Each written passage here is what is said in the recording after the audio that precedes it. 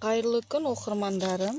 Міне бүгінгі менің айтылатын тақырыбым осы қызанақ жайлы. Қызанақтың жапырақтары не үшін қайырылады және себептерін айтамын. Бұның себептері ең біріншісі бұл ыстық ауадан болады. Екіншісі су аздан болады.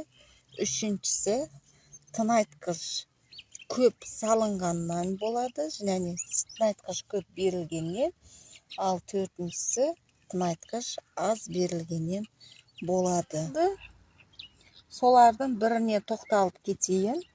Егер де осындай жапырақтары, мына жапырақтары тұр ғой, осылар төменге қарай қайрылса, бұл дегеніміз судың жетіспеушілігінен.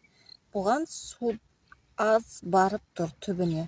Осы кезде суды кешке таман жақсы қою керек. Екінші жағдайды айтатын болсам, егер де қызанақтың жапырағы мынандай үстіне қарай қайрылатын болса, бұған су мөлшері көп берілгендіктен болады. Міне менде бұндай қайрылып тұрған жоқ. Қазір көрсетейін десем, мынандай үстіне қарай қайрылса, бұл судың көп мөлшерінен болады. Бұл үшін біз 10 күндей бұған су құймаймыз. Келіп атызға қарап тұрамыз. Қызанақтарымызды өз қалпына егерде келмейтін жағдайда болса, оған әрине тыңайтқыштар береміз. Ал енді тағы үшінші жағдайды айтатын болатын болсам, менде мына жерде қазір көрсетейін десем жоқ екен.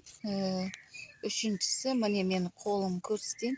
Бүйтіп спираль сияқты жапырақтары бүйтіп қайырылып, түгел мынандай болып кездеседі ғой, ондай